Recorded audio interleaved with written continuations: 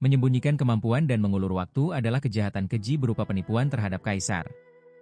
Begitu Li Longlin mengucapkan kalimat itu, suasana di pengadilan seketika tegang.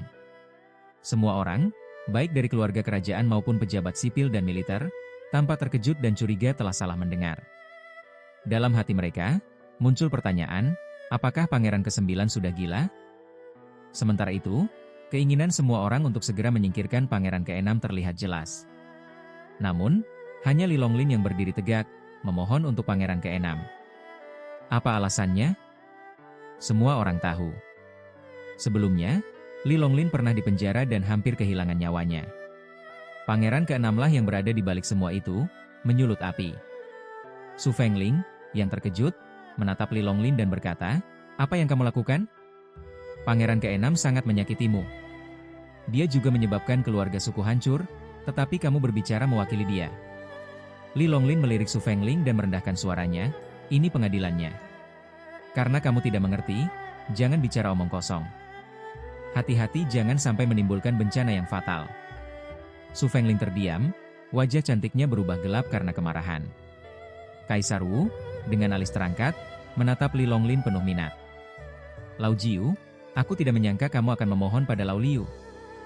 Katakan padaku, apa alasanku untuk tidak membunuhnya?" Li Longlin tampak malu dan memandang para pangeran serta menteri di sekelilingnya. "Ada begitu banyak orang di sini, dan saya tidak nyaman untuk mengatakannya." Kaisar Wu mengangguk, "Baiklah. Ada yang ingin kutanyakan padamu sendirian. Ikutlah denganku." Li Longlin mengikuti Kaisar Wu ke aula samping. Di sana, tidak ada orang ketiga, bahkan Kasim Wei Sun pun tidak mengikutinya. Kaisar Wu memandang Li Longlin dan bertanya, "Katakan padaku, mengapa kamu ingin memohon kepada saudara ke-6? Li Longlin menjawab dengan suara dalam, "Karena kakak ke-6 terlalu bodoh." Kaisar Wu terkejut. "Terlalu bodoh? Mengapa?" Li Longlin tersenyum. "Ayah, meskipun kakak ke-6 selalu merasa benar sendiri dan menganggap dia pintar, dia sebenarnya bodoh. Kalau tidak, saya baru saja mengiriminya amplop kosong, dan dia ditipu untuk memberontak." Kaisar Wu mengangguk, "Kamu benar. Lau Liu memang terlalu bodoh, yang membuatku sangat kecewa. Tapi, aku hanya ingin bertanya padamu. Jika Lau Liu pintar dan memahami rencanamu, bagaimana kamu akan menghadapinya?" Li Longlin mengeluarkan amplop kosong itu, "Jika saudara ke-6 tidak tertipu, saya akan bersikeras bahwa isi surat itu ditulis dengan tinta yang tidak terlihat, dan ramuan khusus harus dioleskan agar tulisan tangan itu muncul. Ramuan khusus ini, putranya tidak bisa mengeluarkannya, hanya perlu membuat masalah besar. Biarkan Kaisar mengirim orang untuk menggeledah rumah saudara ke-6. Ada banyak senjata dan orang mati yang disembunyikan di rumah saudara ke-6, yang semuanya merupakan kejahatan serius yang merugikan kepala mereka." Kaisar Wu tiba-tiba sadar. Rencana Li Longlin meskipun tampak kasar, ternyata sudah dipikirkan dengan matang. Pangeran ke-6 yang bodoh membuat banyak rencana Li Longlin tidak terpakai. Kaisar Wu mengerutkan kening, "Tetapi saya masih tidak mengerti. Lau Liu itu bodoh. Tapi dia memang telah melakukan kejahatan keji. Bukankah dia harus dibunuh hanya karena dia bodoh?" Li Longlin menjawab, "Ayah, justru karena saudara ke-6 terlalu bodoh sehingga kamu tidak dapat membunuhnya untuk saat ini. Coba pikirkan, orang bodoh seperti itu sebenarnya berkolusi dengan orang barbar dan menjebak orang-orang setia sekeluarga. Pengaturannya sangat teliti sehingga tidak hanya pejabat sipil dan militer, tetapi bahkan Anda, ayah saya, telah tertipu. Apakah ini benar-benar mungkin?" Kaisar Wu terkejut. Akhirnya, dia mengerti. Pemberontakan saudara ke-6 yang terburu-buru dan bodoh menunjukkan bahwa pasti ada orang lain di balik layar. Jika dia marah dan membunuh saudara ke-6, dalang di balik layar akan bebas dari kesalahan. Kaisar Wu, semakin memikirkan hal itu, merasa keringat dingin mengalir di punggungnya. Jika Li Longlin tidak mengingatkannya, dia akan tetap dalam kegelapan. Rasa marahnya semakin membara, menyadari dia telah diperlakukan sebagai bidak catur. Tetapi, Kaisar Wu menarik napas dalam-dalam, "Saudara ke-6 itu bodoh." "Bukankah kamu bodoh? Kamu sangat pintar.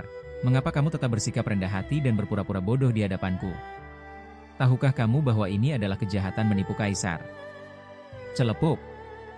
Li Longlin berlutut di tanah. "Ananda mengetahui kejahatannya. Ananda akan mati." 8 saudara laki-lakiku terlalu kuat. Untuk menghindari bencana, Ananda harus tetap bersikap rendah hati, dan dia hampir tidak bisa bertahan sampai hari ini. Kaisar Wu mendengus dingin, lalu mengapa kamu tidak bersikap rendah hati dan terus bersikap bodoh? Li Longlin menjawab dengan suara dalam, karena ketika saya dijebloskan ke penjara kekaisaran dan di penjara, saya tiba-tiba menyadari sebuah kebenaran. Satu-satunya orang di dunia yang dapat melindungi saya adalah ayah saya. Aku tidak seharusnya bersikap bodoh di hadapanmu, ayah. Jika raja ingin aku mati, aku harus mati. Sebaliknya, selama kamu tidak ingin aku mati, tidak ada seorang pun di dunia ini yang bisa menyentuhku. Kaisar Wu sangat puas dengan jawaban Li Longlin. Dia mengangguk berulang kali. Lao Jiu, kamu akhirnya mendapatkannya. Pria sejati bisa membungkuk dan meregangkan tubuh. Aku tidak menyalahkanmu karena tidak menonjolkan diri dan berpura-pura menjadi babi untuk memakan harimau. Tapi kamu seharusnya tidak terlalu pintar sampai-sampai kamu menipuku. Jika ayah dan anak saling curiga dan membunuh satu sama lain, apa yang akan terjadi dengan duniaku? Li Longlin mengangkat kepalanya dengan air mata berlinang. Ayah, aku bersumpah.